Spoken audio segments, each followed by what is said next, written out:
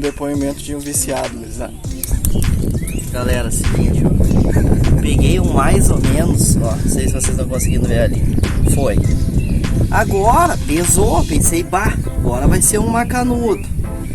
Olha aqui.